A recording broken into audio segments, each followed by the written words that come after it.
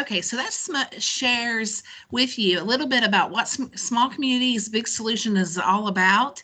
We hope you join us on November 16th. That whole week, we will be doing programming throughout that whole week. Please mark it on your calendars and more details to come. We are about 1 minute away from officially starting. Again, I'm Sarah Payne Scarborough. I'm Associate Vice President of External Engagement for Marshall University Research Corporation, and I'm also the Alliance for the Economic Development of Southern West Virginia's chair for the Operations Council. I'm your official host today. A very special thanks to the West Virginia Public Education Collaborative, and we're joining together to host this week's 40 Top Virtual Roundtable Series. This is week 11 for the Alliance, and programming on various topics, and we are just so glad to join you this morning.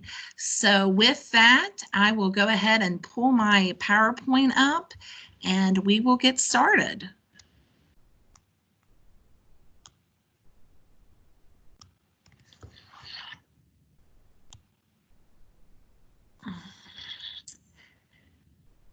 Reminder, we want you to be a part of this conversation today. So there's one of two ways to submit your questions. You can email them directly at Brittany Bruce at marshall.edu, or you hover over the screen. You should see a toolbar. Go into the chat section. It's a little conversation icon. Click on that, and you can type your question right there. If it's directly for one panelist, if you will just say that in the chat, and we'll make sure that they get those questions. We will be taking questions toward the end of today, and we'll go ahead and get started. So the Alliance for the Economic Development of Southern West Virginia is made up of 10 colleges and universities. So if you look at a map, it's really Mason County, Clay County, Pocahontas down. We have a 21 county footprint. We roughly represent about 30,000 students, and we are projects-based, results-driven.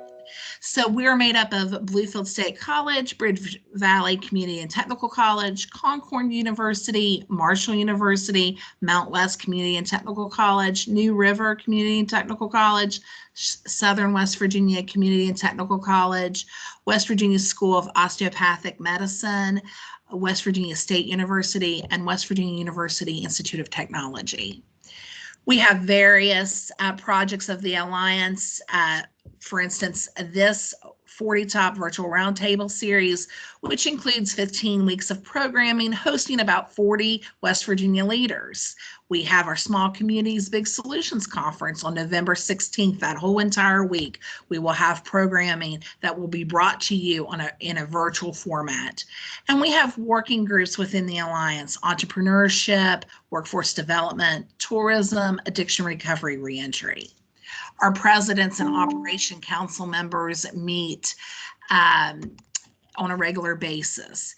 Please, a reminder that 40 Top continues after this week. Next week, I will be hosting a section for a smaller group of individuals. We will have a focus group talking about COVID, what we've learned, what our concerns are moving forward. Please join us. And then on July 15th, we will be having a children and families panel, and hope that you can join us. Register through Eventbrite. Now I'd like to welcome the Alliance President's Council Chair and Marshall University President Jerry Gilbert to give a few opening comments and to kind of bring us up to speed on what Marshall University is doing in regards to COVID-19, any accomplishments that they're seeing through research or service to the community. President Gilbert? Good morning and welcome to the 40 Top Roundtable again. The Alliance, as Sarah has mentioned, draws together 10 institutions in Southern West Virginia and has provided a vehicle for us to collaborate and focus on economic development. This series has been an amazing outreach during the period of quarantine. I think there have been over a dozen or more of these, maybe a dozen. And I want to thank Sarah Payne-Scarborough for her leadership in this initiative and in organizing these roundtables.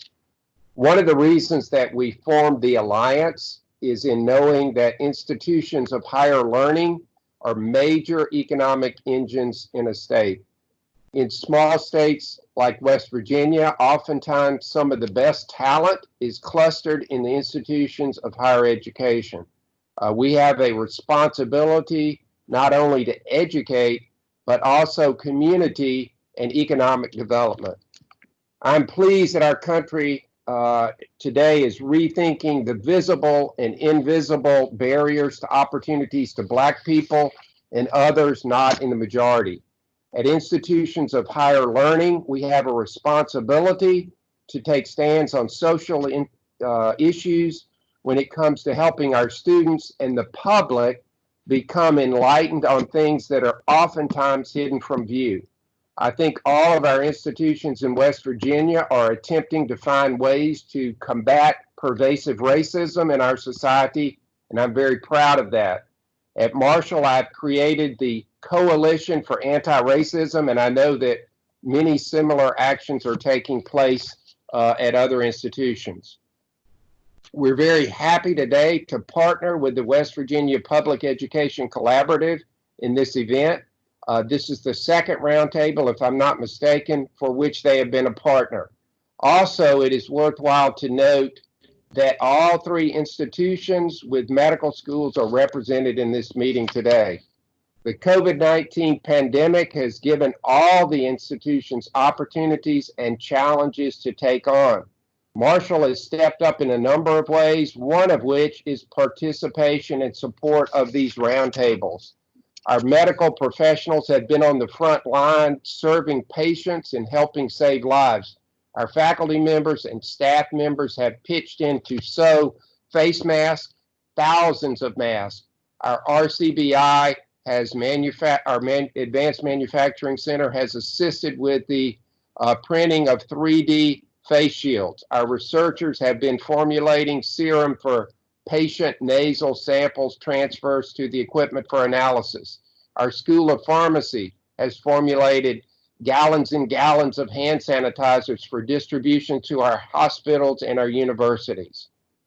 As was the case with the public schools, the universities were able to pivot quickly to remote delivery of instruction in March and finish the academic semester in remote fashion. I will add that it was amazing that everyone was able to accomplish this, to deliver instruction under these extreme circumstances. It demonstrated our resiliency and our ability to adapt. Nonetheless, the pandemic has stressed our economy as well as our institutions of higher learning and our public schools. For example, we are proposing a $15 million budget cut next year at Marshall in order to cope with the financial stresses caused by the pandemic. However, as we have seen in previous roundtables, there are silver linings to the dark clouds of the pandemic. We know that after the pandemic is over, there will be an economic revival, and I believe that West Virginia would be poised for success when the economy rebound occurs. I want to thank all of you for joining us today, and I look forward to another excellent roundtable. Thank you for being with us today. Thank you, President Gilbert. That was very informative, and wow, pretty amazing how we can step to the plate to help our region and our state. So thank you for sharing those remarks. Again, a special thanks to the West Virginia Public Education Collaborative. They've really helped step to the plate and with the Alliance. This is the second roundtable we have jointly hosted together. And Scott Roadtrek, you'll be hearing from him here in just a few minutes. He is the chair of the West Virginia PEC. Jen Donova is the vice chair. And right now I'd like to call on the executive director, Donna Perduto, to give a few welcoming remarks from West Virginia PEC. Donna? Thank you so much, Sarah, and good morning to everyone. On behalf of the West Virginia Public Education Collaborative, I certainly want to thank Dr. Gilbert and Sarah for the wonderful opportunity we've had twice now to engage in the opportunities and silver linings of the COVID. The crisis has certainly provided all of us with opportunities to reimagine our life and our work. And this virtual roundtable will give us a perspective from some state leaders that we wouldn't normally hear from. And I'm really looking forward to that. But before we go into the panel, I want to take an opportunity to share just a little bit about the West Virginia Public Education Collaborative. We're comprised of 14 very diverse state and national partner members that represent not only public education, but business and industry. And we're really excited to have a lot of our PEC members with us today participating. Our mission is to provide a bridge between K-12 and higher education. And there's never been a more important time than now for K-12 and higher ed to collaborate to drive innovation and encourage economic growth during a very pivotal time. We have an amazing group of distinguished panelists today, and we're really looking forward to hearing not only their insight, but the hope that they'll share with us as to how we can move West Virginia's economy forward. It's my pleasure to now introduce our moderator, Scott Roadtruck. Many of you know him. I think everybody in our state knows Scott Roadtruck. He's an amazing leader in both the private and corporate sectors of business, as well as a super passionate advocate for education. He currently serves as a senior account executive for Orion Strategies, and he's a very key member of the West Virginia Board of Education, and we're really pleased to say he's our current chair of the Public Education Collaborative. So Scott, I'll turn it over to you. Donna, thanks so very much. That was so kind of you, and welcome to everybody this morning. I would like to say thanks again to Sarah Payne Scarborough and the Alliance for this outstanding roundtable series. And thanks to Marshall and the president, Dr. Jerry Gilbert, for being the home of the Alliance. And thanks to Marshall also for their leadership, because higher ed is playing a huge role in education, healthcare, and economic development. And as we heard, in response to the COVID pandemic, the Alliance and PEC are helping higher ed fulfill one of its key roles. That's as a convener of really important conversations. And we're going to have another one this morning. So thanks again, Donna, for you and all that you're doing with the team at the PEC. And it's really an honor to be your chair this year. So again, thanks to everyone who's joined this morning. We want this to be as participatory as possible. We're going to take questions at the end, as Sarah said, but we also want you to really use that chat feature, because our panelists will be looking at questions. They maybe can answer questions in advance for you. And today's roundtable follows the June 3rd roundtable, where we focused on COVID-19, silver linings, opportunities in education. As Dr. Gilbert said, there are dark clouds in order to have silver linings. But today we're going to focus on what we have found that is so positive. And thanks to our panelists this morning. Their impressive bios are available on the Alliance website. I'll introduce each panelist briefly before they present. Our panelists will focus on economic opportunities in the healthcare sector, telemedicine, telehealth. We'll hear about economic diversification strategies. We'll try to link that back with what we learned June the 3rd as to the focus on education. I'd like to say something that I was keyed to by something Dr. Gilbert said about the critical importance of our medical schools. We are blessed to have all three medical schools with us today on this webinar. We have Marshall, the Joan C. Everett School of Medicine. We have WVU Medicine. Dr. Clay Marshall will be with us batting cleanup today. He's a great synthesizer. I can't wait to get to that. We also have the West Virginia School of Osteopathic Medicine here today. We have both Terry and Dr. Dreama Mace. And we are really going to enjoy their presentations, and also what Kim Tiemann and Dr. Kim Becker will bring to us about school-based healthcare and community care. So we're really going to focus on that, because the medical schools not only train our healthcare professionals of the future, they also provide tremendous economic activity. They're tremendous employers. We also are able to develop new intellectual property around which we can build new companies. So it's wonderful for entrepreneurship. and entrepreneurial development, and we developed tremendous social capital. Healthcare is truly a grand slam home run in the Mountain State. The silver linings that we learned about in those dark clouds related to education were profound on June the 3rd. We had a tremendous lineup with Superintendent of Schools Clayton Birch and the Chancellor of the four-year system, and also the Interim Chancellor for the Higher Ed Policy Commission, on with us, Sarah Tucker. And then we had a teacher that joined us who was a Milken Award winner in 2018. And they together did a fabulous job talking about what was critical to focus on in education now, what was helping, what was hopeful, but they also told us about something that I think will band all this together, and that is the need for broadband connectivity to really get instituted in West Virginia. And I am hopeful that we can take the needs in education, the needs we have in telehealth and telemedicine, the needs we have for economic diversification, and take those strands and bind them into a rope and help our policymakers really pull broadband connectivity in West Virginia through the public policy gauntlet. And that will be the last editorializing I do for a little bit, but it is so critical that we get West Virginia wired for success. And again, I'm so positive about this, the way we brought people together. We must cooperate in order to compete. And now it's my pleasure to kick us off for this morning to ask Dr. John Deskins. He's the Assistant Dean for Outreach and Engagement. He's the Director of the Bureau of Business and Economic Research at WVU. And he's a wonderful professional, wonderful economist. He also has an incredibly good sense of humor, and I'm sure we might hear a bit of that this morning as well. So with that, I'll turn it over to Dr. John Deskins. Thank you. Good morning. Good morning, everyone. Thank you, Scott. So happy to be here.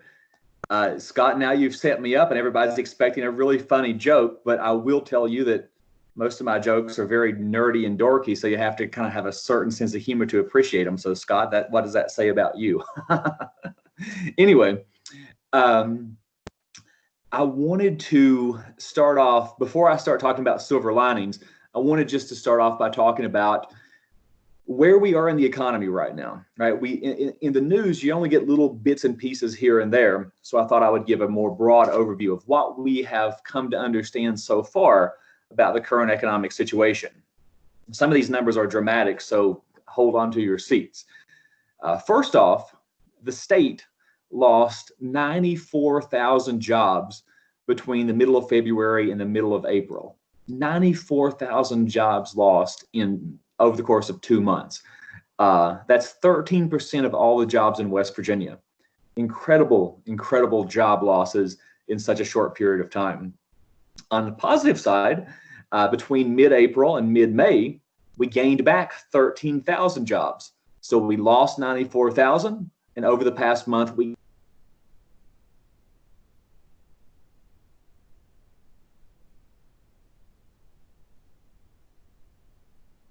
gained back.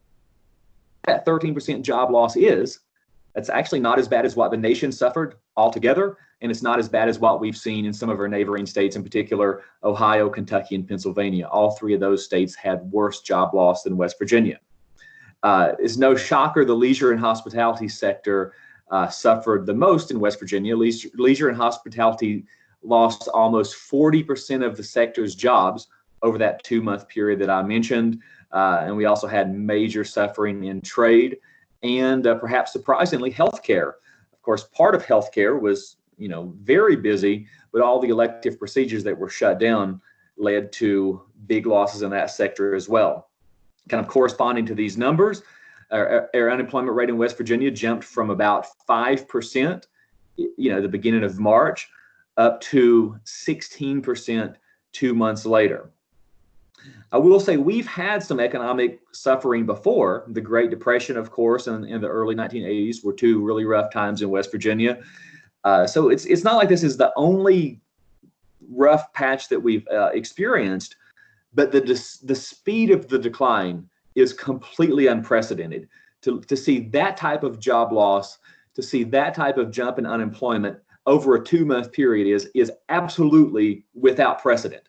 I mean, the Great Depression, took 3 years to fully unfold. It was 3 years in the making before we really hit the bottom. And furthermore, this situation is very rare because we didn't have economic troubles that led to this recession. I mean, the recession came on us from, completely due to this virus, completely due to public health concerns. It's not like we had economic problems that were building and they kind of finally boiled over and led to a recession. The cause of the economic recession was completely outside of economics. And now that part makes it really difficult to kind of forecast the recovery, right? If the cause of the recession wasn't because of our economy, it's really hard to understand how the economy is going to recover. It's very unusual economic circumstances, and not a great time to be making predictions. I personally remain fairly optimistic that we can have a V-shaped recovery, right? Just imagine a V.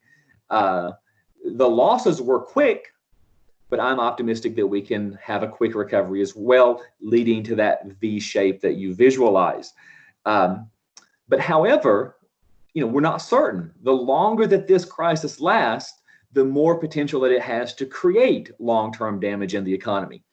And so what we're doing now is we're scouring through as much economic data as we can to try to understand, or not to understand, but to try to look for signs of longer term damage, things like bankruptcies and permanent business closures.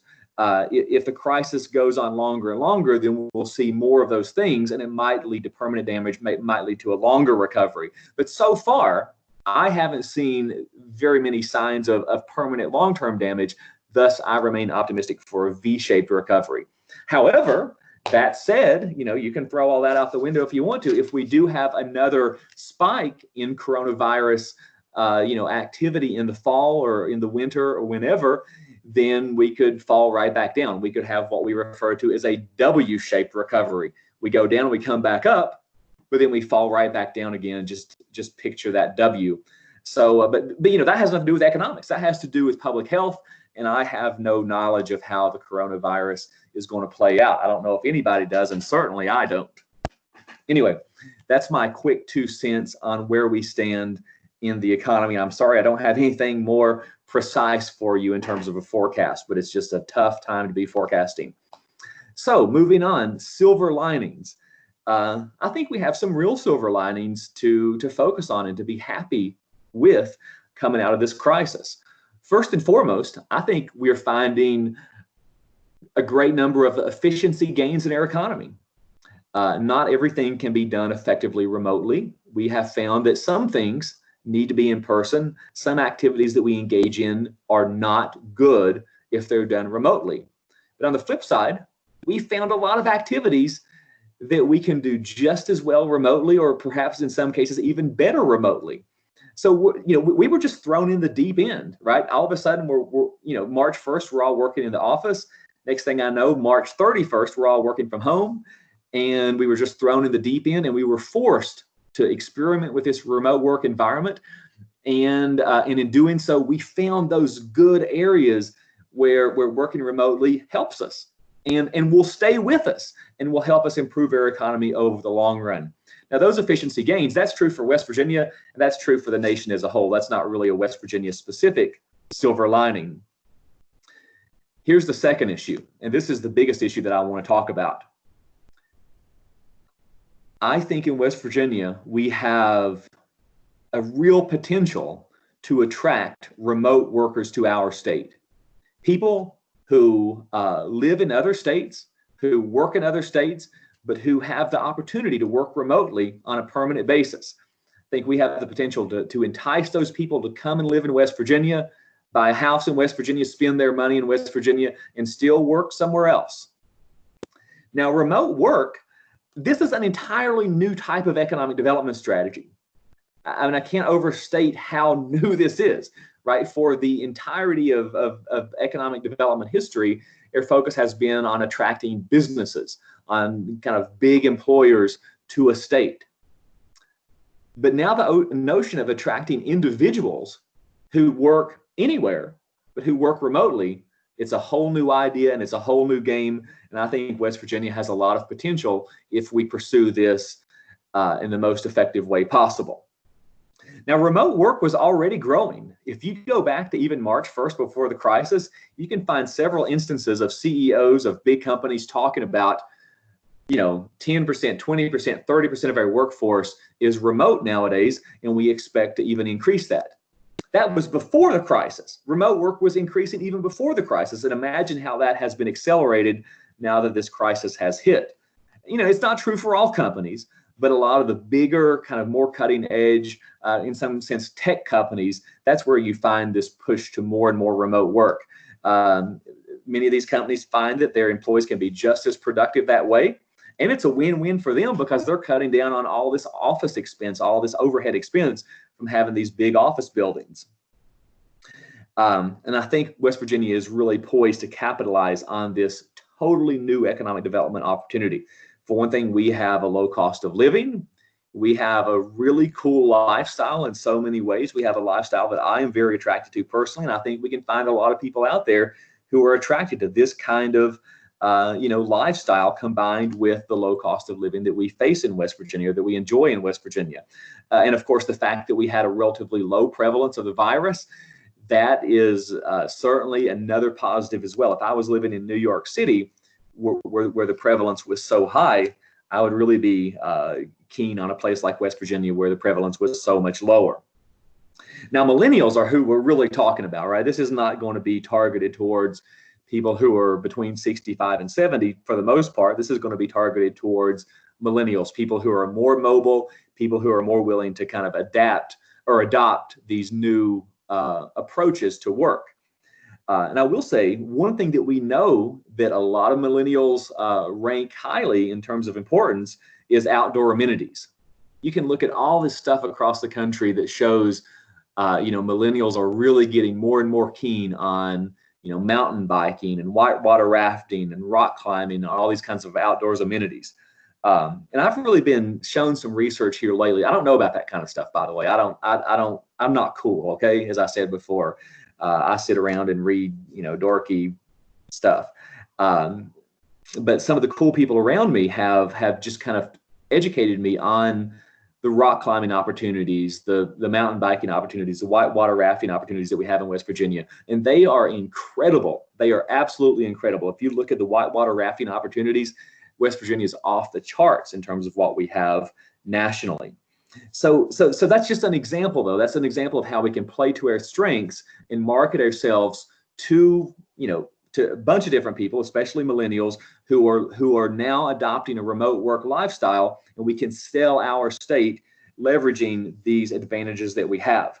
And other people are doing this already. Tulsa, Oklahoma is a good example, actually. Out there, the Kaiser Family Foundation actually provided subsidization on behalf of the city of Tulsa to bring in remote workers to just live in the city and just help boost the community. And Tulsa has experienced a lot of successes so far. And, to move on, I actually personally know a millennial who has an MBA, who's working for a big, successful, high-end tech company, and he's moving to West Virginia to work remotely. His job stays where it is in terms of the headquarters, but he's going to be working remotely. So this isn't completely pie in the sky. This has real potential. But, there's going to be a but. But this idea of attracting remote workers isn't going to just fall in their lap. Right? We have to work and we have to invest and we have to make the right choices. These remote workers want a certain lifestyle. They want a certain vibe downtown. They want places to hang out. They want certain entertainment options. They want, craft beer, for example. That's the most exciting thing I can think of off the top of my head. They want certain housing opportunities. We have to cultivate those quality of life amenities that can really make this remote work environment and that can really pursue this new economic development strategy. Things like putting in bike trails, for example. That's the kind of thing that can improve the quality of life, that can draw in remote workers. And I will say as well, there is at least one program that I know of that is starting in West Virginia now that's working to encourage remote workers. The program that I know of is doing things like trying to promote quality of life, like I mentioned, and also things like providing co-working space. Because even though these are remote workers, every now and then they might actually need an office for certain activities or for conference rooms or whatever. And so co-working space where people can kind of rent out offices on a very short-term basis downtown, that's a part of this as well. And I know the one program is pushing for that and other factors. And this strategy of targeting remote workers, it's way less risky. Imagine if we target one big employer that employs 1,000 people. Okay, we bring that one big employer in, things go well for a while, but then that employer leaves. They go out of business, they leave, they whatever. That's a huge risk. We suffer huge, huge losses when that one big fish that we catch suffers. But if we're targeting remote workers, a risk is spread out over a much wider array of people that can come in and contribute to our economy. It's a far less risky strategy in many ways than the old kind of smokestack chasing economic development mindset that we had for decades. This policy can help us retain our college grads, which we desperately need to do, and it helps eliminate this chicken and egg problem, right? I mean, the chicken and egg problem is you can't keep your college grads unless you have the jobs, but you can't have the jobs unless you have the college grads. Well, this helps circumvent that problem. This is another reason why a push to attract remote workers in light of the COVID crisis has so much potential. One more caveat before we move on to the next speaker. This silver lining is only possible where we have really good, really reliable broadband. Not having reliable broadband is, of course, a complete deal breaker for this idea, for this potential. So as it stands right now, a wide swath of West Virginia is not kind of in the running because of the lack of broadband. So making sure that broadband is available is absolutely foundational to pursuing this opportunity at all. Anyway, those are my introductory comments. I look forward to the rest of the discussion and any questions that you have. Dr. Duskins, thank you so much. Those are very, very insightful. And I would just say one of our greatest renewable resources in West Virginia is our talent, the talent that comes in and off our college campuses and universities, as you made reference to. So look forward to catching up with some questions for you later. We're now going to turn our attention to school-based and community-based healthcare and technology. Our presenters will be Kim Tiemann, who is the Health and Human Services Program Director for the Claude Worthington Benedum Foundation. Benedum has in its 75th year. This is an anniversary year for Benedum, and we deeply appreciate all they have done, are doing, and will do for our state. Kim has a master's degree in social work and is a licensed social worker, and she taught for 18 years in a master's program in social work. She has a deep background in development, program development, management, grant writing, and sundry other talents that she just gives of herself endlessly. We also, with her today is Dr. Kim Becker. She is a family physician at Community Care of West Virginia in Clay County. Now, she has a lot of public service in her background. She also was on the board of directors of the American Academy of Family Physicians and was a 2016 Outstanding Rural Health Provider that was awarded her by the West Virginia Rural Health Association. She is doing fabulous work in a place that, like many places in West Virginia, does have challenges. Look forward to hearing from both of them today. Thank you very much. Ladies. Thank you, Scott. I think Sarah's going to bring up the next slide, but I want to make one transition comment from Dr. Duskins. You know, when he was talking about the last 2 months and the job loss and the gain back, the healthcare sector was not, did not dodge that bullet. That also happened greatly in the healthcare sector. And because people chose to not do their well visits, I mean, maybe many of you postponed your doctor's visits or elective surgery. And the clinics that we're going to talk about today had to keep those doctors on salary, even though they weren't working, and then transition people to be doing healthcare out in parking lots, as many of you saw. I also will chat in the chat box. There's a lot of rich comments around opportunities. And one is the Appalachian Regional Commission power grants. There's a broadband carve out that I think that we should chat about. So when I'm not doing my presentation, I'll add some of those notes. So I wanted to acknowledge, though, that we are reading your comments, so keep the questions coming. The Benedum Foundation has been a funding partner with community health centers since they were created in West Virginia, and we've promoted the development and expansion of school-based health centers for over 20 years. The foundation has supported telehealth for many years, particularly the development of specialty care, mental health programming, and a variety of services across the state.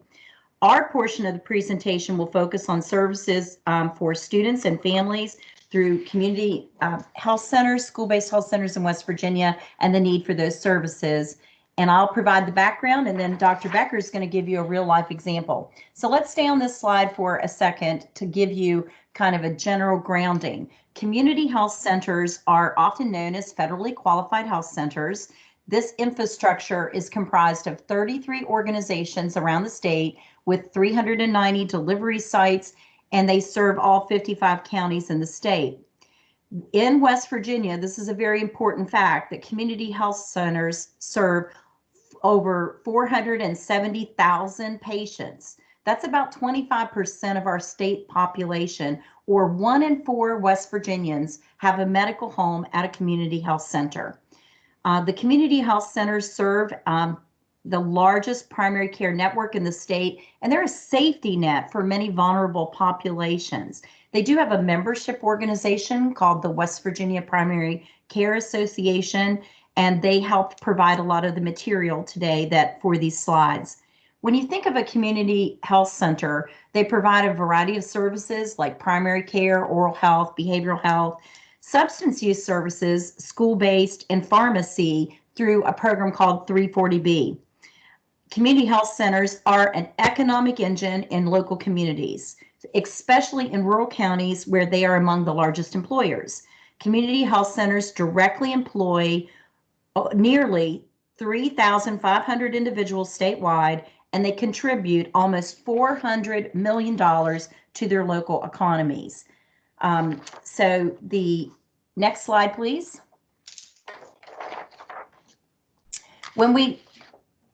Community health centers are funded by a federal agency, by a federal agency known as HRSA, which is Health Services Regional Administration, and they have electronic health records, just like your doctor has an electronic health record.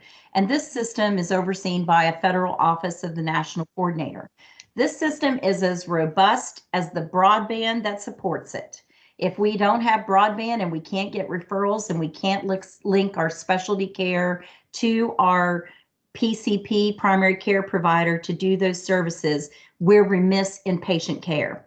This system collects social determinants of health as well, and social determinants refer to the conditions and places where people live, learn, work, play that affect a wide range of risk and health outcomes.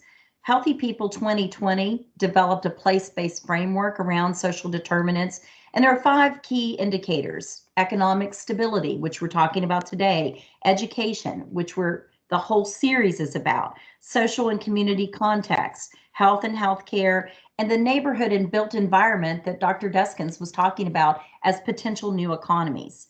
There is a statewide integrated data system for this analysis, and of course, it's HIPAA compliant with de-identification of data. In COVID, there has been this silver lining about telehealth and telemedicine.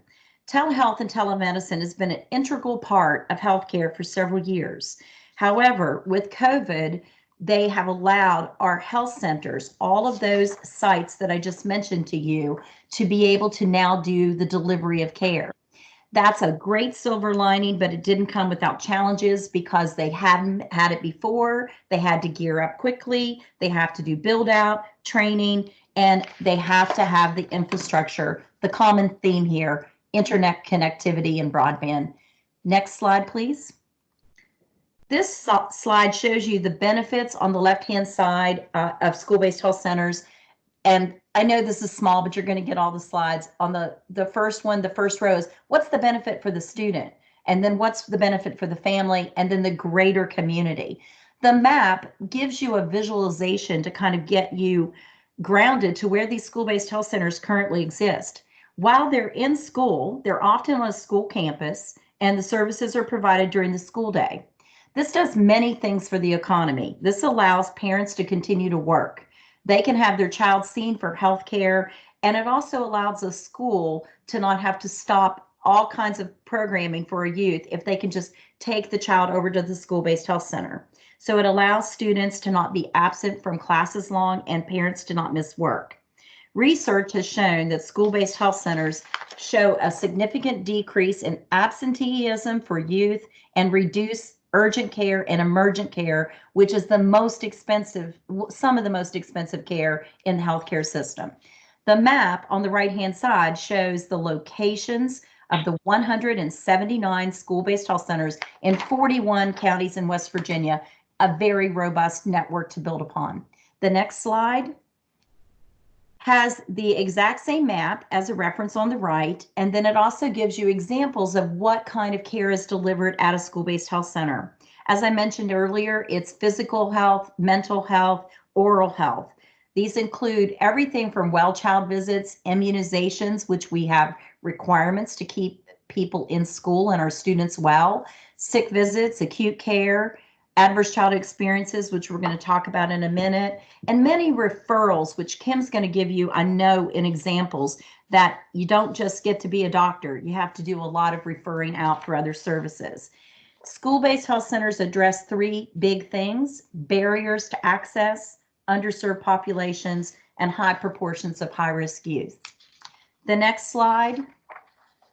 School-based health centers are strategic partners with schools. They are not standalone entities, even though that they are their own business, their own 501c3 entity. They work in partnership with school nurses. They add value to schools. They add value to parents. I've already mentioned absentee rates. They also reduce the likelihood of dropout rates. We know healthier students are better learners and they receive higher achievement.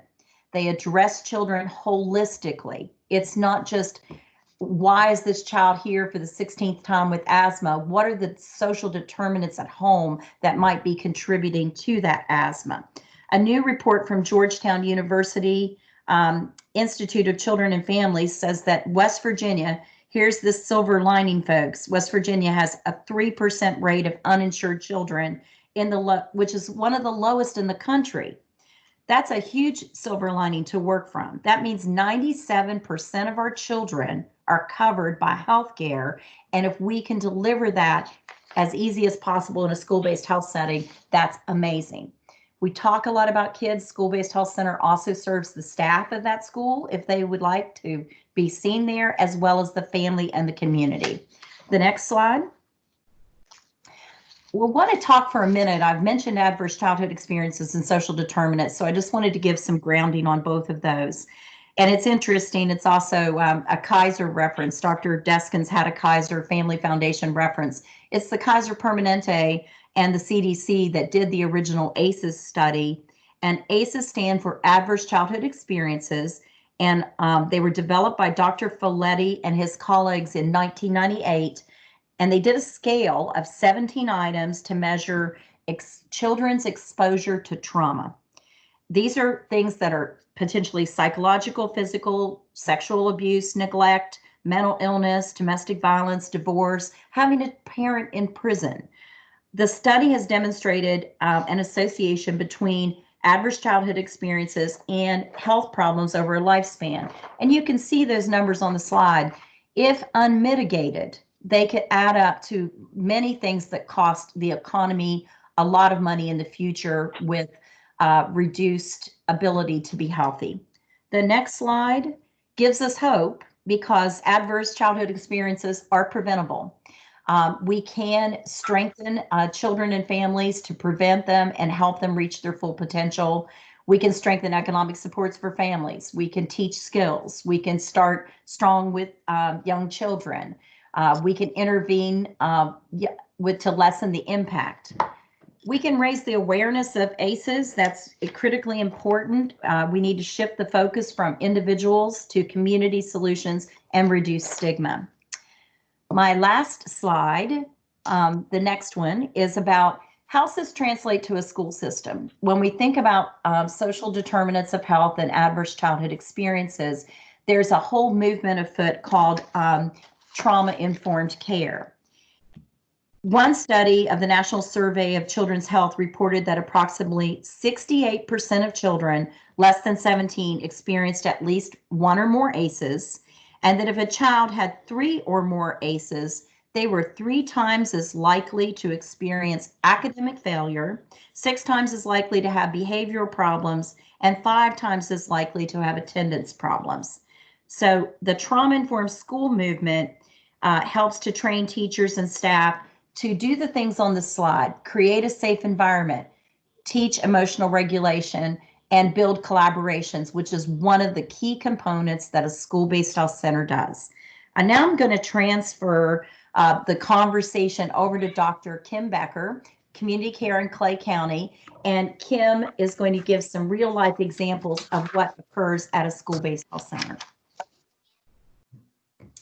Okay, so first I want to say I agree with Dr. Deskins.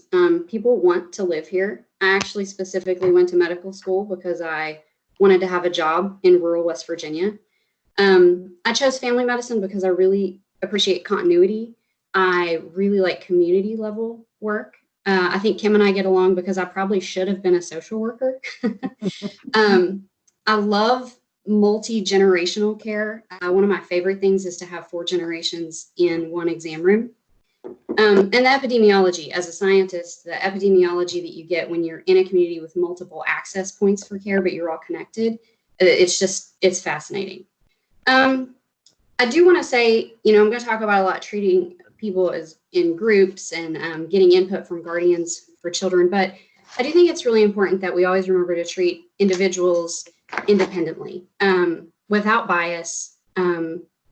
Just because I'm seeing a person in the middle of a set within a generation, there may be substance use on both sides of them, but each person really kind of deserves their own treatment, but with the understanding of what's going on around them and what their community consists of and what resources they may have or not have. I always like to throw out a disclaimer about Clay County. I never want to generalize the residents of Clay County. And I feel like that happens in West Virginia overall a lot. We get generalized. And so for every patient I have who doesn't have running water, their power's turned off, they have a dirt floor maybe. I have another one who drives here in a Cadillac and flies to Europe for vacation. So there's a lot of variability across our entire state. And I think that's really important to keep in mind as we come up with solutions for care delivery.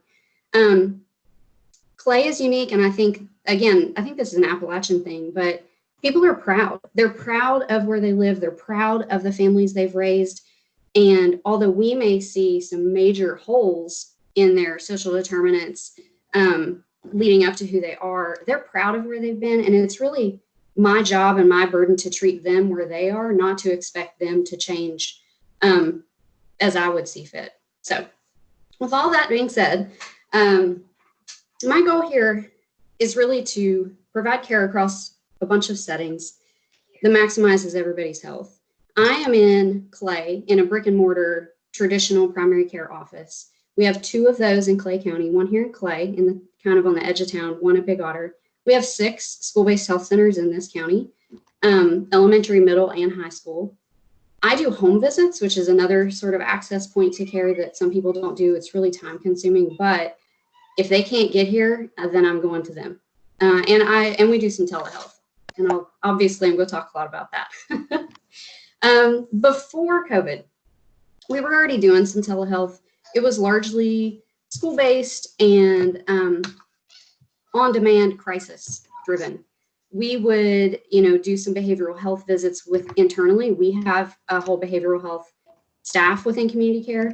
So we have psychiatrists, psychologists, working our way, getting to every level of care that we need for a robust behavioral health team. And if we had a kid in crisis, we would, do a visit. Now that's where it started. And, at that point, when you're in a crisis situation, it doesn't matter if you're getting paid, you're doing what's the right thing. You're taking care of the patient. But what has really been helpful with COVID and extra funding and changes in insurance payment is now we can do telehealth in a way that we actually get reimbursed for. Now, there's not only the payment issue. Behavioral health, unfortunately, comes with its own stigma. We have a difficult time getting people to see behavioral health, to go for treatments, to see a counselor, to talk to a therapist, to see a psychiatrist. And by using the relationships that we have with our patients, we're able to really like bridge that care, and it becomes, more of a visit with us and behavioral health. Even if we're not in the room, we help set it up. It's in our facilities.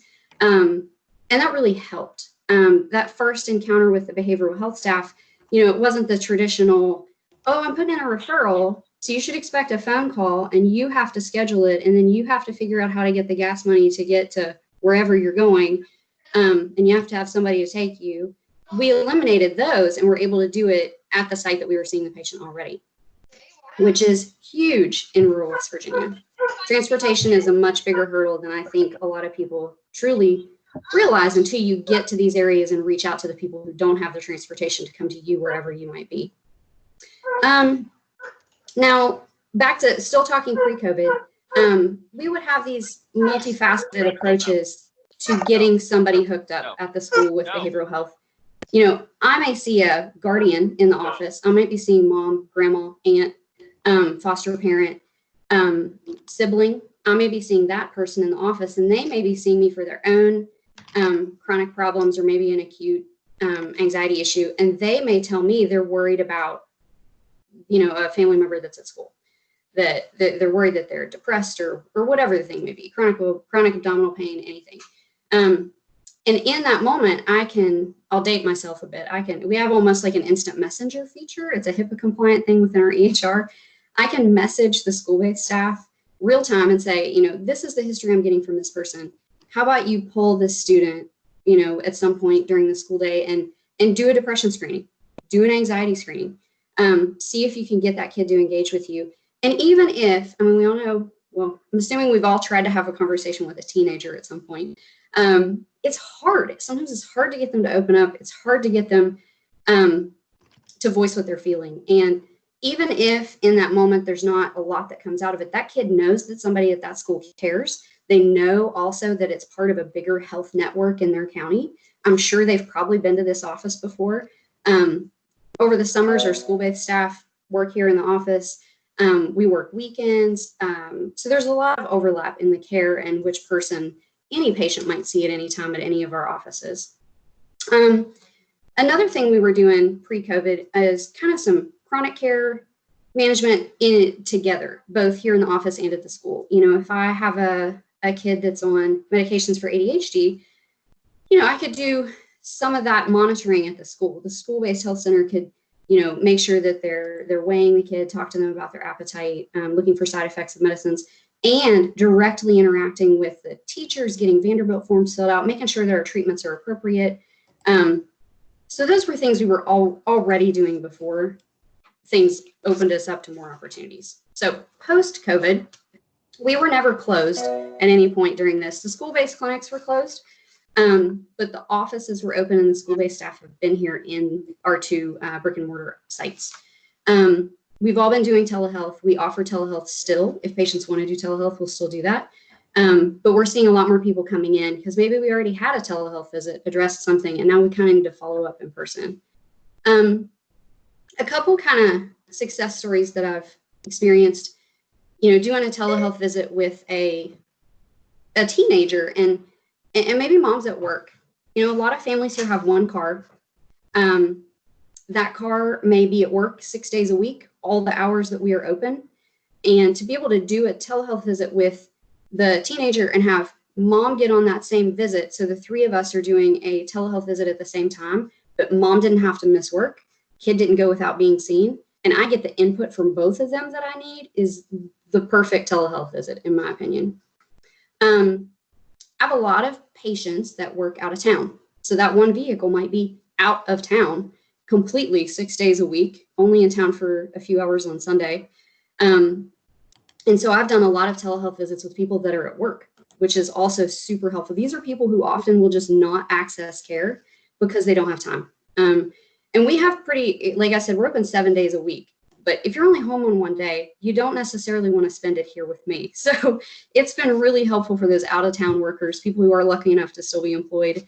to be able to for them to access care no matter where they are.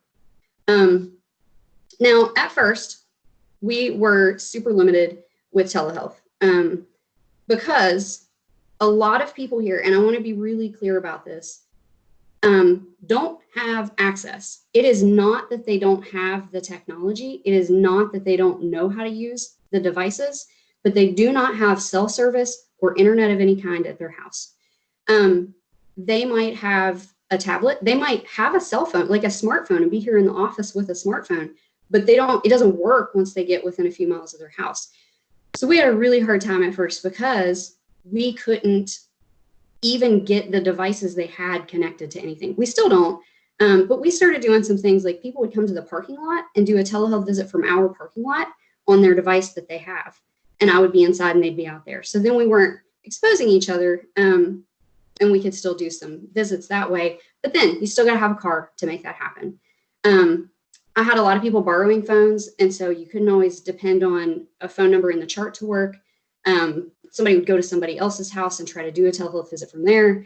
I did a visit with a lady leaning out of her window, holding a phone out in front of her with dogs jumping up at her the whole time. But that was the only way she could get a signal. Working from home, which I did for a few weeks doing telehealth. I live in Clendenin and often couldn't get a cell signal, and that's my only source of internet. I can't get any other form there. I had to drive to be beside the interstate doing telehealth visits on my phone. Luckily, my patients know me. They know that I'm a professional. They know that, this was an awkward situation. But when we think about recruiting people here to work for big companies, like, you have to have internet, so they're not sitting beside the interstate. Once we were allowed to use regular phones for telehealth visits instead of video only, that really helped. It helped me access my elderly population that have diabetes and things like that. And another point about the elderly population that people think can't use the technology, most of them have a grandchild in the house or a neighbor, somebody that can help them navigate it if they just have the signal to use it. One example, I don't know if anybody can actually see my video, but if anyone's looking at my video, you can see there's this tablet on the wall behind me, and it's like a patient education interactive device. And little kids will come in here, 5-year-olds, and they will figure out how to draw pictures on that thing and text it to their parents' phones, even though they don't have internet at home. It's amazing. So a couple examples of things that I found through my phone visits, because yeah, I've done a lot of video visits, but really a lot of these phone visits were really impactful. I don't know if I'm a better listener on the phone or if patients are just, willing to offer up more vulnerable information. But I had people tell me things over the phone that I just don't think they would have told me in the office. I had a lady who had only eaten raisins for a week. That's all she had. She didn't have anything else. She didn't have a way to go get anything. I just don't think I would have gotten that from her otherwise. We had the road between Clendenin and Clay fell in the river a few weeks ago. And I did a telephone visit with a lady who really needed to come get a prescription from our pharmacy. And she had never driven any route but that road. She's in her 60s. She had never gotten on the interstate in her life. She's never gone to Charleston. And she's not going to start now just because of COVID or the road falling in. So we had to find some ways, how do you get medicines that people need to them if they literally only know one way to get here, and that road's in the river? Situations that obviously we couldn't have anticipated happening. We started mailing medicines to people due to COVID, not due to the road, but it helped because of the road. And that was a big change. If you have Humana, you can use a mail order pharmacy through them. But if you have no insurance, you have Medicaid, you have, you're paying cash for your meds, you're using our 340B pharmacy. You can't use those big mail order pharmacies. So we had to start doing that from our in-house 340B pharmacy, which has been a huge kind of push that COVID brought on that we will be keeping. I'm actually really interested to study compliance now that we are mailing meds to people, because it removes that transportation barrier to getting here. A lot of my patients will have to pay someone to bring them here to a visit. So you think the copay, the paying the person to bring them, the money for the medicine, sometimes they can't afford one of those just doesn't work out. They have to sacrifice one for another. Now, speaking of people not being able to afford medicines, I feel like if I am not addressing the social determinants of health, I am not addressing my patients' needs.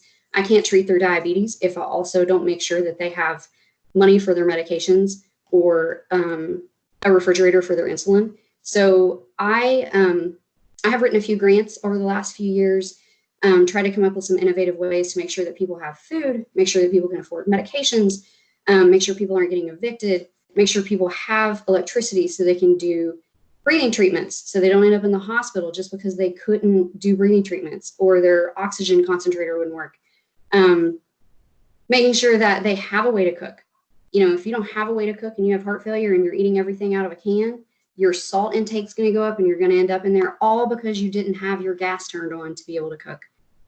So I just got a grant. Yeah, I don't have the money yet, but the Greater Kanawha Valley Foundation offered some emergency fundings related to COVID, and I just got a $70,000 grant to really dig into the social determinants issues that have been exacerbated due to COVID. I have people who don't have a landline phone, so I can't reach them in any way. I need people to have phones. I need people to have electricity.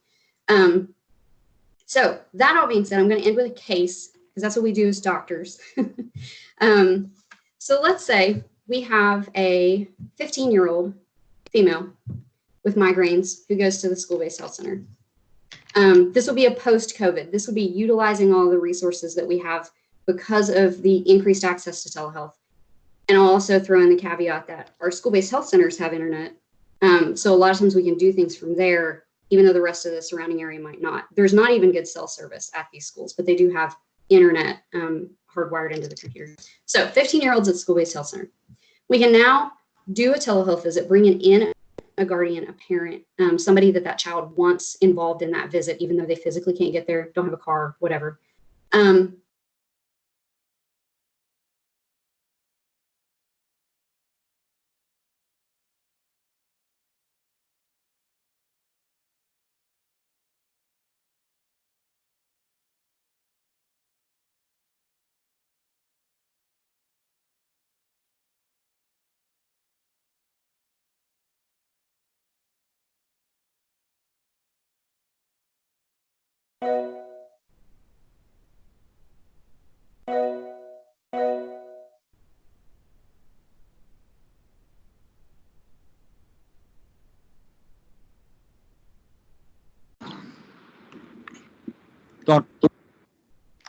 Dr. Becker?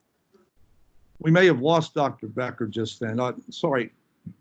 Kim Tiemann, thank you so much, and thank Dr. Kim Becker so much. She was telling the most compelling story. I guess we lost the connection.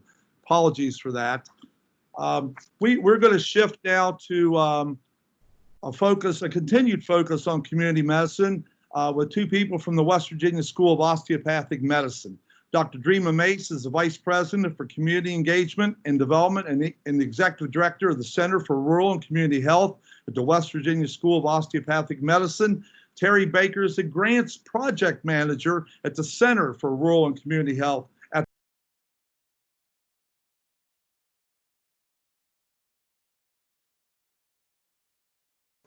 Hi, everyone.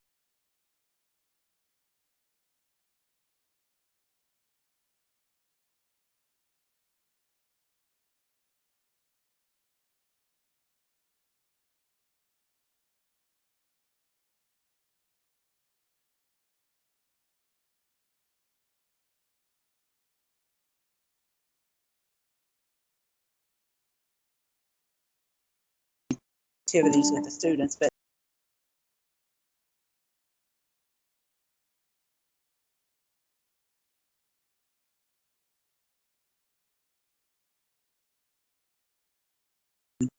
engagement in the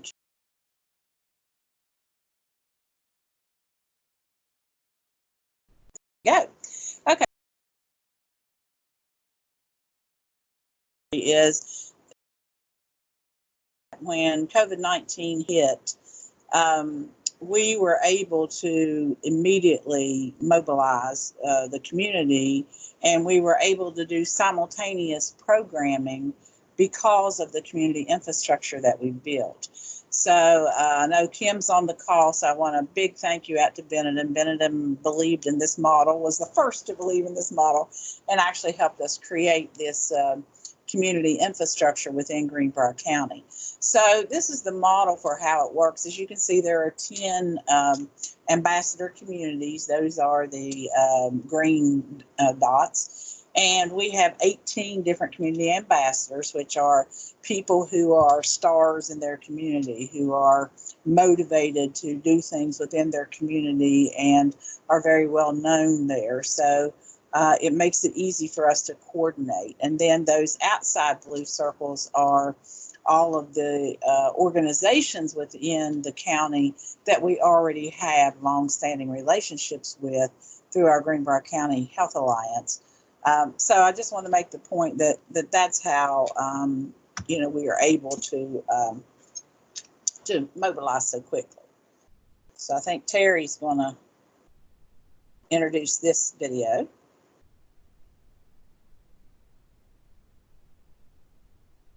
Terry, are you on? Okay, I can't hear Terry, so can anybody else hear her? Can you hear me now? Yes, go ahead. Okay, so sorry.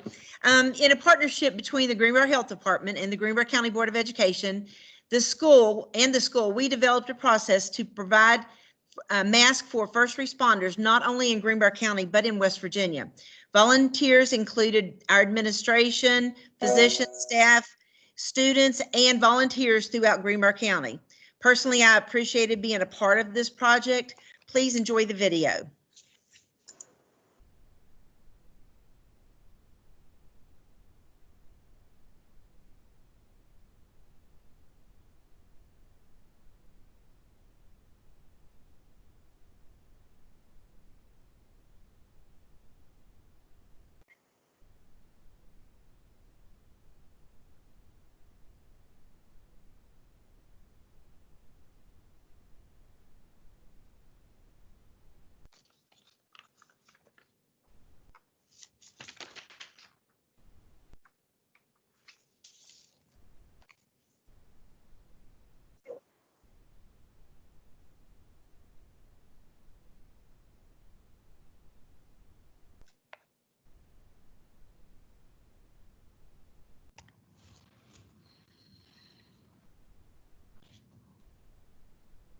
Hi, this is Sarah. We can't hear the audio on the video, but what they're making are N95 masks, right, Jerima? Yes. Go and make.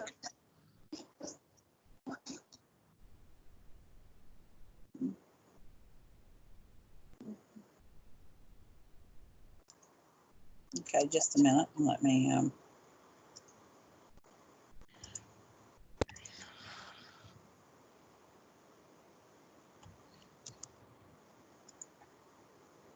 The virus. Can you hear it now? Yes. Okay. So I'm going to run that quickly because it's a quick one. The West Virginia School of Osteopathic Medicine, in partnership with Greenbrier County Schools and the Greenbrier County Health Department, have organized the production of 3D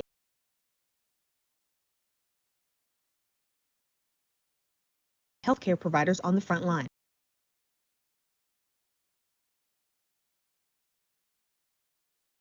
And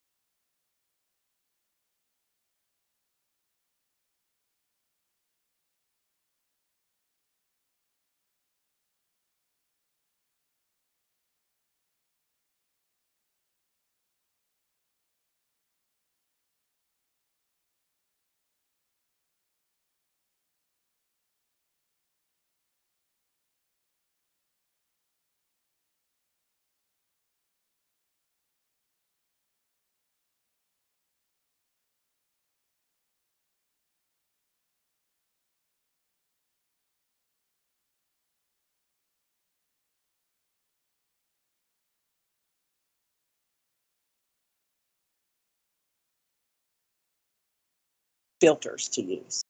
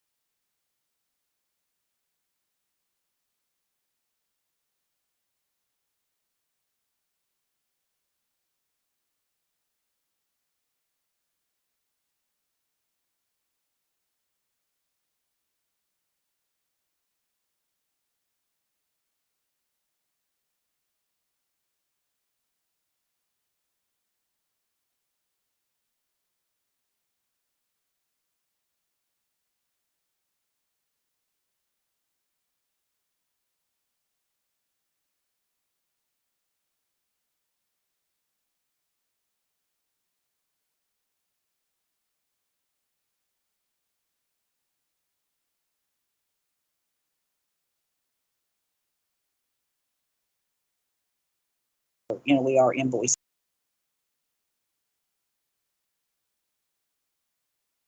Of the EMS agency.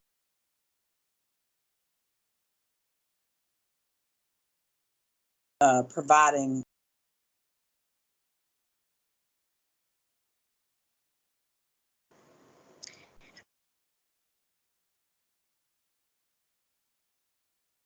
allowed employers to keep their employees.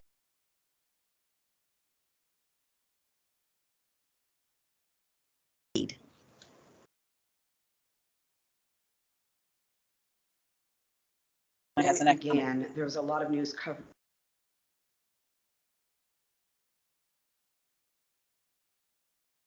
And others wanted them to stay.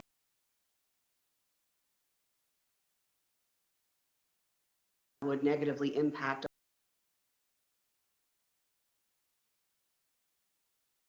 So I was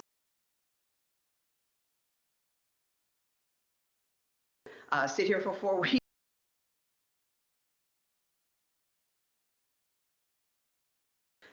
Have people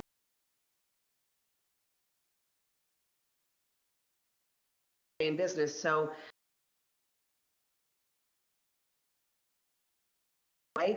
Senator Baldwin reached out to the Greenbrier County Health Alliance.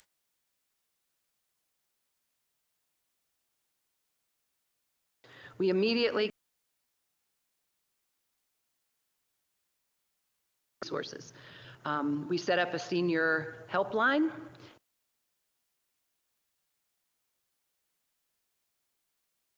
An AmeriCorps member.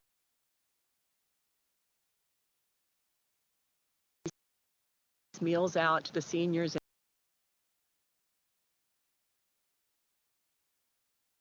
Mind. A wave, seeing the smile.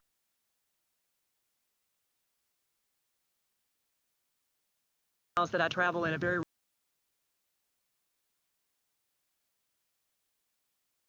the opportunity to participate.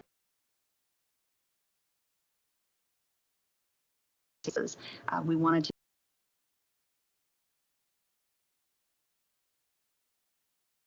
our seniors and those that are appreciate the opportunity to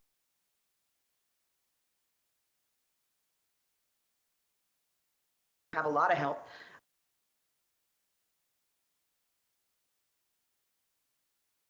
And join together. The West Virginia School of Osteopathy.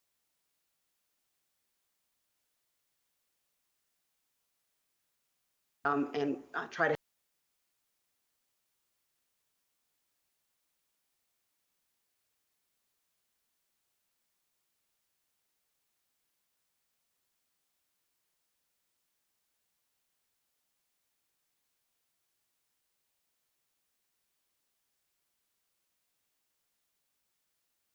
years. This program allows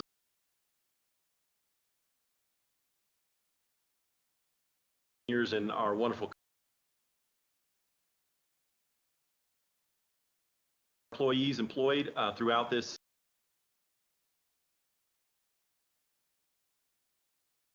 things they enjoy.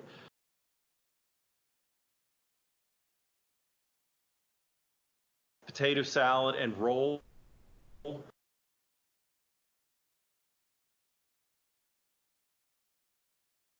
An at-risk individual.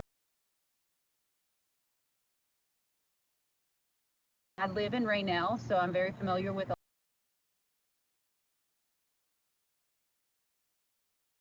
And I just really wanted to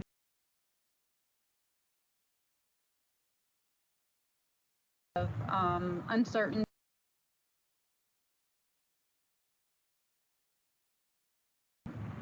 the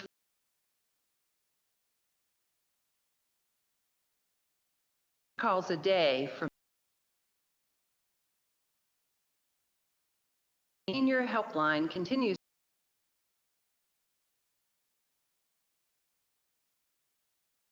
But now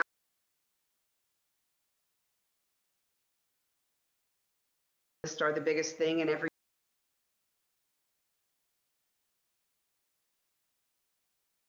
call me and say,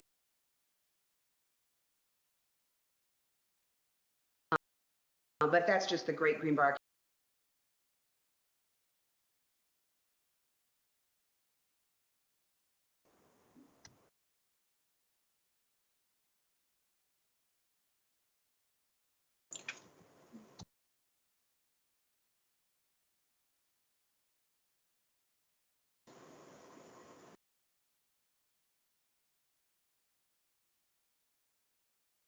Program in a then with the Greenbrier County Schools,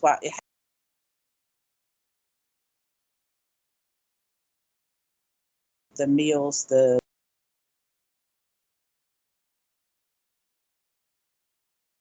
in a collaboration.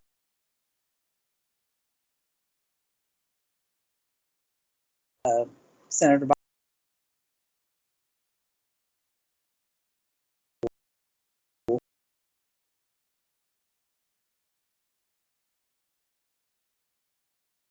now the meals are actually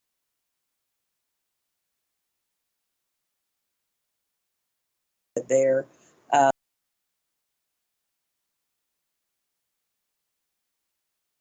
We also did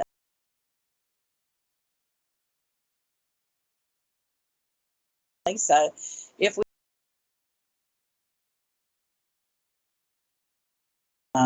they were out delivering to all the places, all the stores around.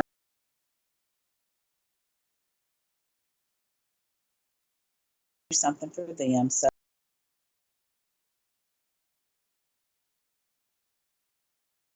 thing was hard.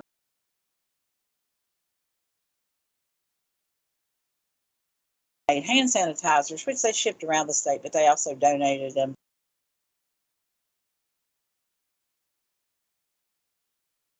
And it really seemed to mean a lot.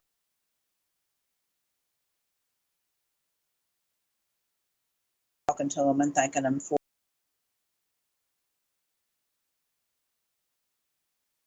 risking themselves.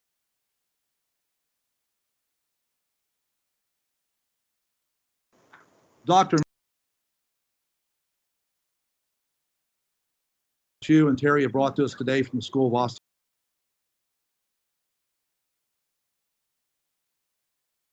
Time. So thank you both.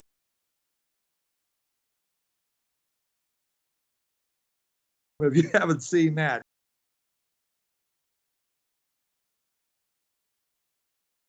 Dr. Clay Marsh,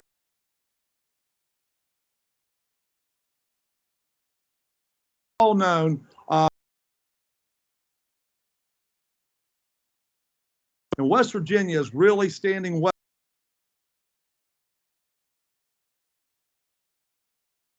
Secretary Crouch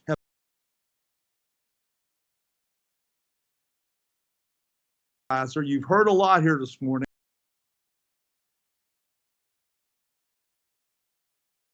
And to bring us home.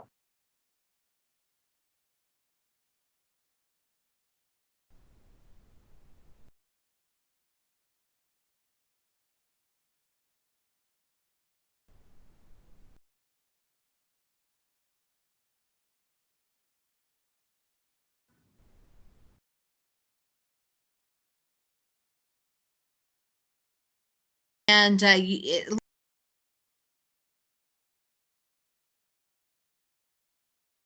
maybe. Yeah, we are having, has mentioned in her presentation,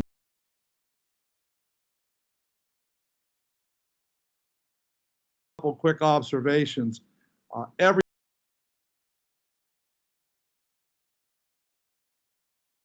We've also learned today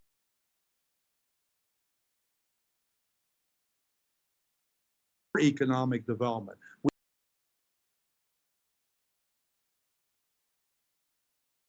Overcome a handful of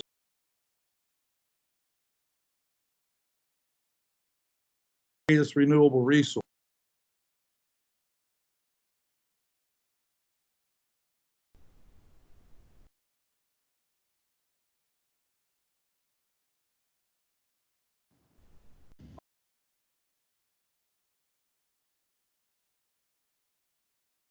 as we're waiting for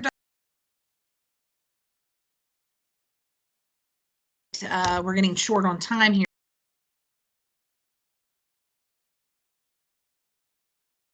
For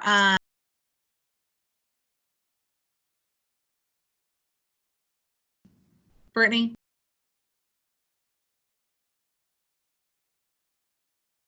Are able to attract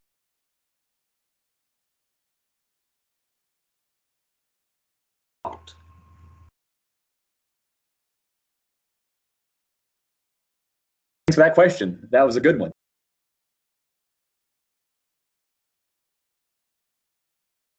Necessarily tied.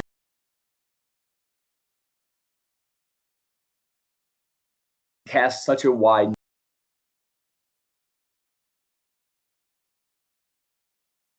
part of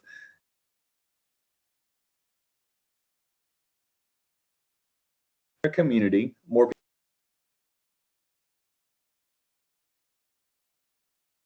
jobs, movie theater,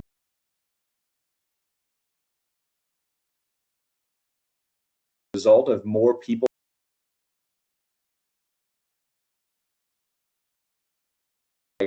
keep those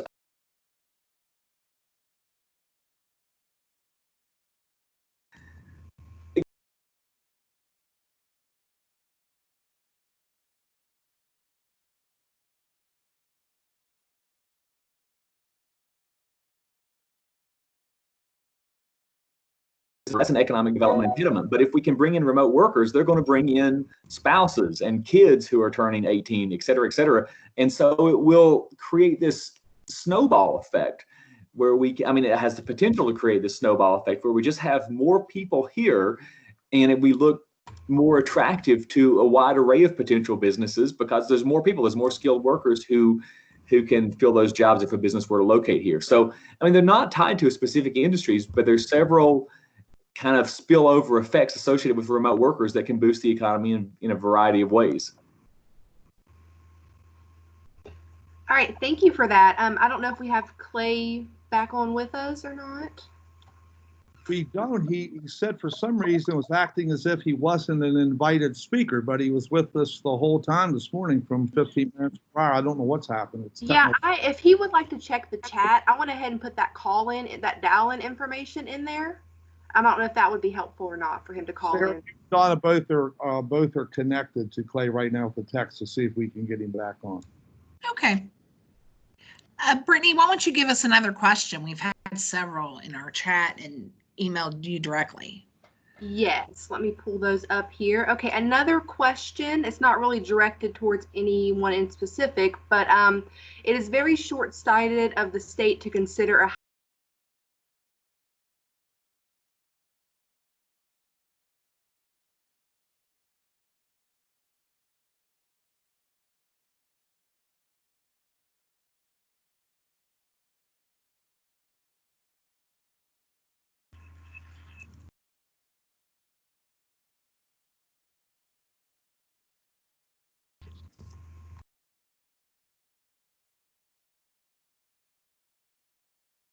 Absolutely essential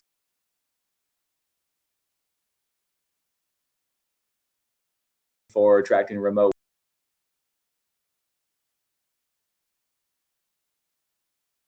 Broadband, I'm too addicted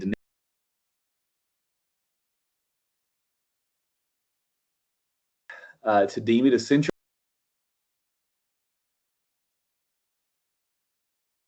For one thing, we just have to keep beating this.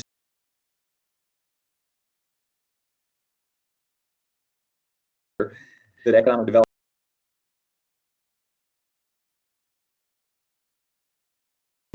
But other than being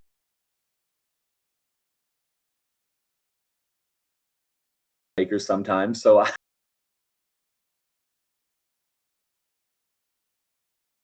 in the modern era.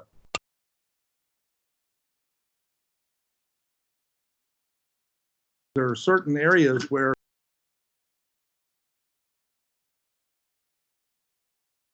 I think during this time we may need a special species of dollars to do this. Maybe there's some hope with the pending infrastructure bill There's been a lot of talk about an infrastructure bill federally, and there could be an opportunity there to find a way to fund the connectivity that we need. Would that be a reasonable assumption? No, absolutely. You're right. I mean, the private sector is not going to do it in certain areas because of lack of population density. So it does take government intervention in this case. But I think government intervention is warranted because it is such an essential infrastructure. Well, very well. So folks, I'd like to tell you we're extending to 11:45 a.m. I really appreciate, Sarah, you getting that done. Thank you. Clay is on now, I believe. Dr. Marsh.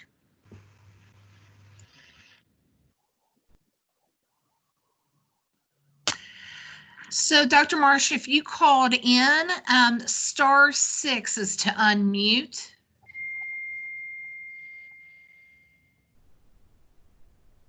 Okay, I'm not muted. Can you guys hear me? Yes, we can. Thank you. Okay. Well, I think that the key in managing any technology is being smarter than the technology you're trying to manage. So I'm starting at a grave disadvantage here. So it's great to be here. Can you guys hear me okay? Yes, sir. Okay, good. So let me synthesize briefly what I heard, and I want to make sure that we leave plenty of time, since we've extended this conference, for questions.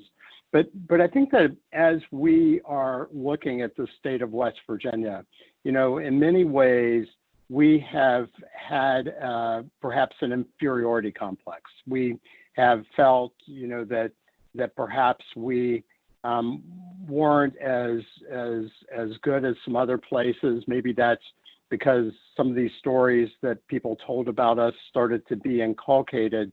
But I think that the people that live here in West Virginia understand the incredible power and capacity of our citizens. And I think that what we've seen during this COVID pandemic is that played out on a national and maybe even a broader stage. So what I'd like to do in my synthesis remarks is talk a little bit about what I think the issues that became a problem for West Virginia to begin with, which is now maybe instead of a problem set has turned into a great strength set. I want to talk a little bit about how we've responded to the COVID pandemic. And then I'd like to talk about perhaps a very bright future for the state in this new world. So ultimately, West Virginia, I think, had been criticized in some ways because of its lack of a really dominant economic sector, its lack of big airports and big businesses and big cities. And certainly as we look at West Virginia, we know that West Virginia mined the coal to make the steel for the Industrial Revolution and for the World Wars. We know that people that come to West Virginia are strong, resilient people, can live off the land. Tony Black, the famous chef who died, anyway, the Kitchen Confidential guy, he came here. He had a who is it? Anyway. So anyway, he visited here and wrote an article in the Washington Post and basically said that he almost didn't write the article. Anthony Bourdain, that's who it is, and he almost didn't write the article because he said he found such a wonderful place and the beauty that was really unspoiled that he didn't want to attract a whole bunch of people here to spoil it. And so as we have gone forward, there's an old joke: how do you know you're in West Virginia? And when you break down the side of the road, it's because everybody stops to help you. And I think that sort of community, the caring about each other, is a trait that has never really left West Virginia, and it's left a lot of other places. So, there's been many studies of health and healthcare metrics, and certainly Nobel Prize winner Sir Angus Deaton wrote about deaths of despair and hopelessness, and that is a problem that affects middle-aged Americans, generally white, high school education or less, that have been dying in our country at a rate that we haven't seen since the peak of the AIDS epidemic. So West Virginia was a state, before COVID that suffered many problems and maybe a bit of a scarcity mentality. But since COVID, what we found is that West Virginia has really shined very brightly because the lack of big cities reduces the person-to-person spread of COVID. And we know that today in Texas, say for instance, Texas had 5,000 cases yesterday of COVID. California, 5,000 cases of COVID. Florida, 3,500, or Arizona, 3,500 cases of COVID. Florida, 3,000 cases of COVID. West Virginia, that's in a day. West Virginia so far has had about 2,700 cases of COVID. When we look at the mortality rate, we've had 92 people die of COVID, I think, which is the governor would say is 92 people too many. But still, when you look around us, over 2,000 people have died in Ohio. And so as you go forward, what you see is that the world has been changed, I think, indelibly because of this virus.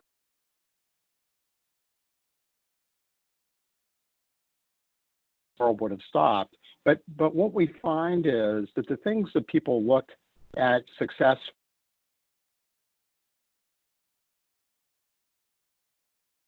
and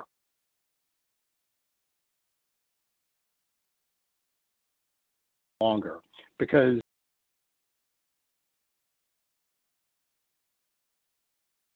people are on top of the ravages of that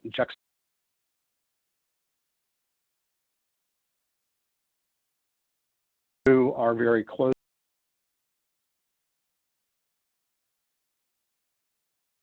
is an optimal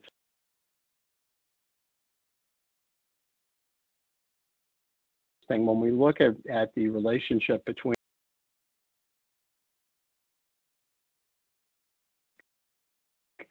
growth.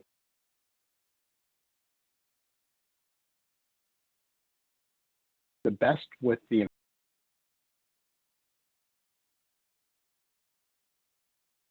to open your economy is people's trust.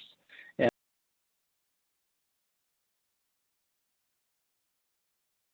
look at our beauty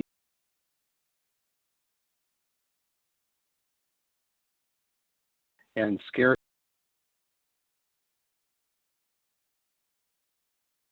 Place that is the beacon.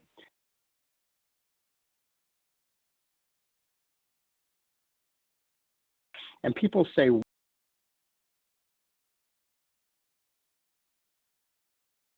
well, and I agree, it's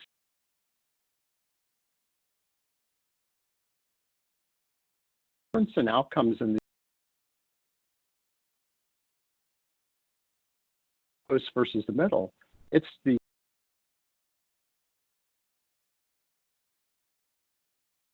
in that. It's interesting.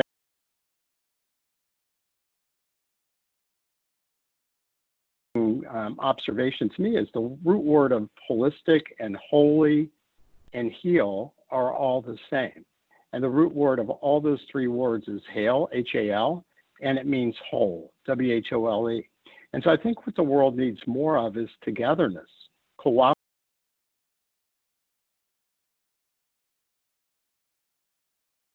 The odds against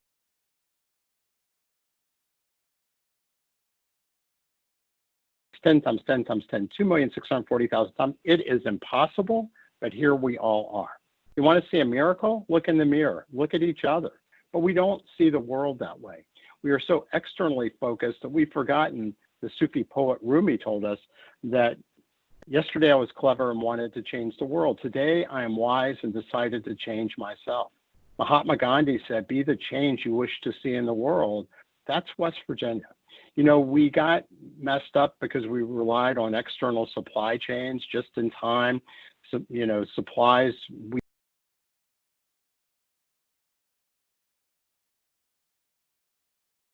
to wake up and start to build the things that help change America. Again, I think we're making our own personal protective equipment.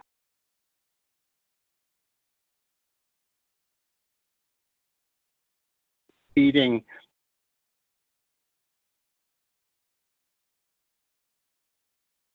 country in many ways.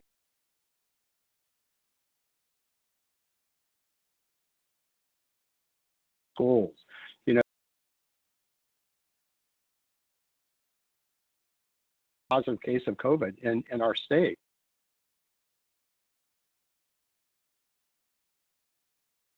Ourselves, we protect the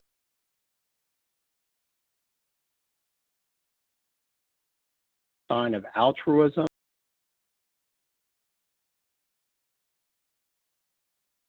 Wearing a mask protects.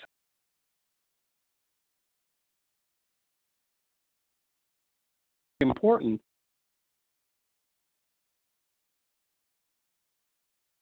Vaccine. If 80% of people were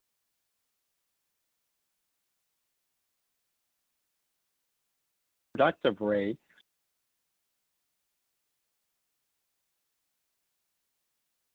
implement them.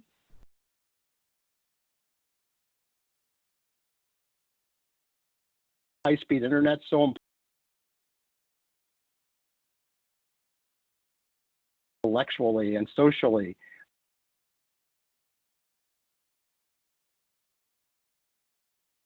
Culture, God bless her. Oh my goodness, she's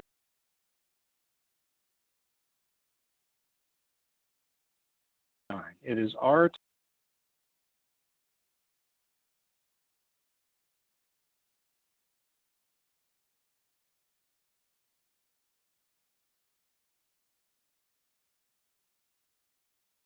Help each other. That's what the world's been missing. Disease is dis-ease, dis-ease. And our lifestyle is toxic. It was so much like we needed more, we needed more, we needed more.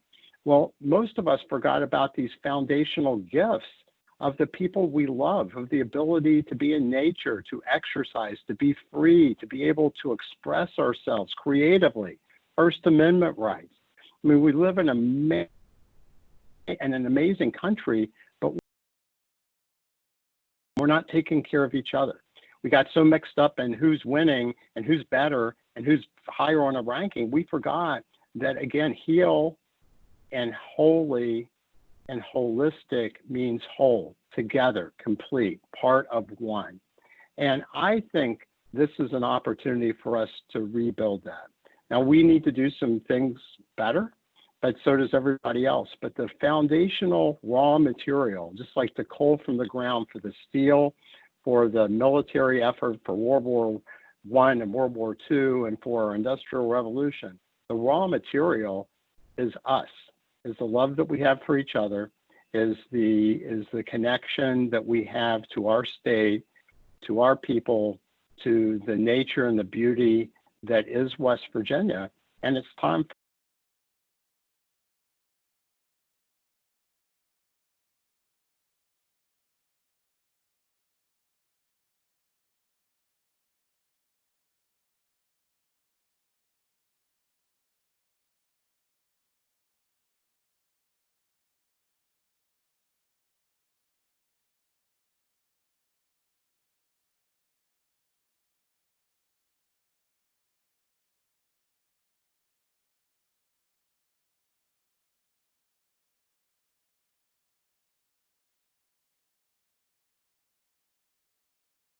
even if we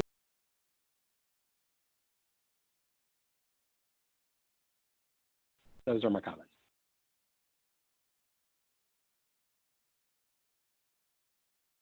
It was a great diagnosis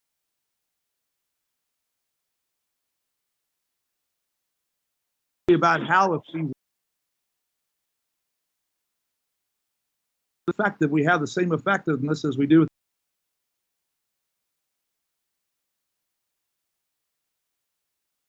and as you quoted,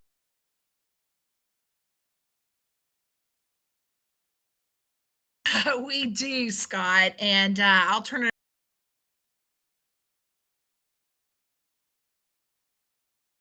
about the importance of broad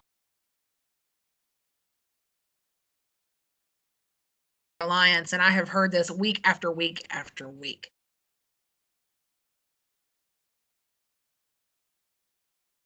Make this a reality.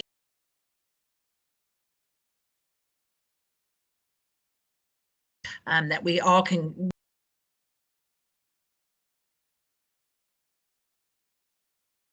Go ahead and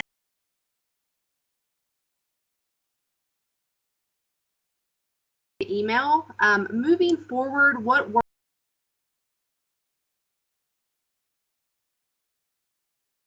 have been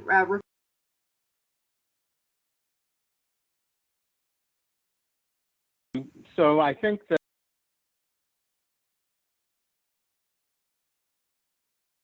that's a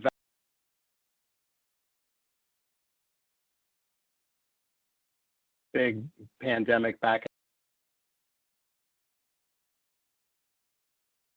many phases of this. This is just one.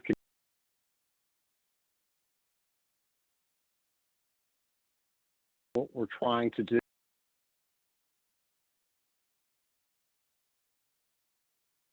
again was to reduce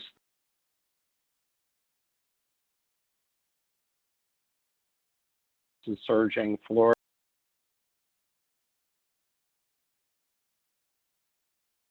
And if you look at the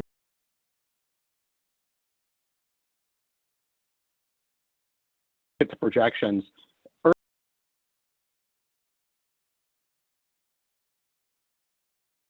between big metropolitan,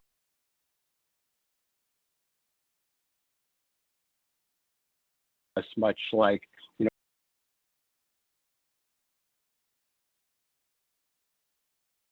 know, and that's because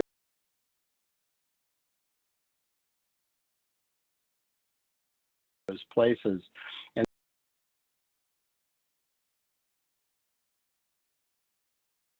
a lot of fresh timber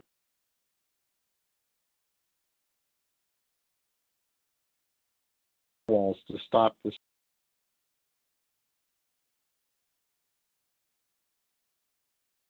mask and stay.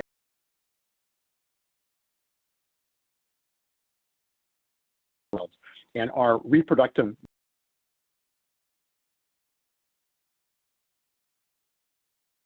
Virginia, and we know that is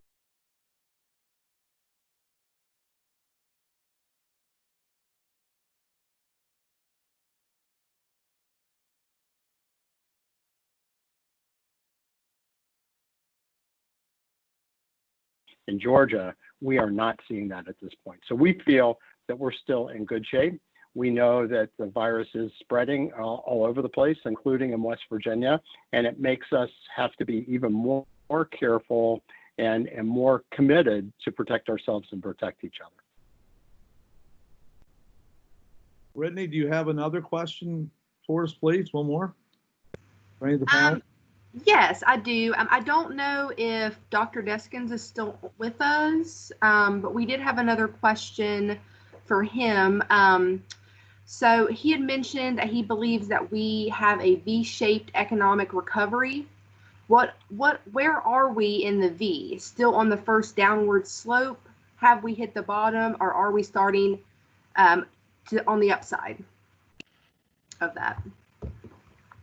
Brittany, I think you're right. I think he had to drop off, so maybe we could send him the question to respond to. Of course. Sarah, are you getting any more on your end coming through? Yeah, I actually had one for the Osteopathic School of Medicine, Dreama or Terry. The question is, what an innovative program feeding the seniors. Are you still currently doing that in your community? Yes, we still have about 700 seniors.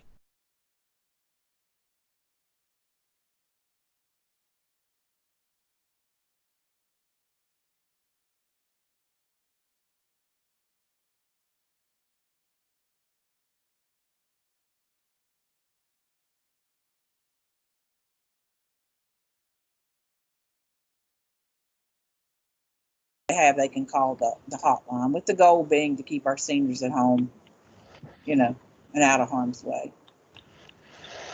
Okay, great. Well, I think with that, we'll go ahead and wrap up, Scott. All right, well, I'll do that very quickly, Sarah. First, I'd just like to thank everybody today, all of our panelists for doing a fabulous job, and especially for everybody that joined us today and was so participatory on the chat line and asking questions. We will get back to you with answers, I promise you that. Dr. March, thanks for back and clean up for us. A brilliant synthesis, it really was. And thank you for all you've done to put West Virginia in a position where we truly can shine. So I think what we do going forward is we all stay tied together, we stay in contact, we work really hard, and let's all be the change that Mahatma Gandhi thought about. Sarah, that's thanks so much. Thanks so much. Everyone stay safe. Thank you, Sarah. Bye-bye.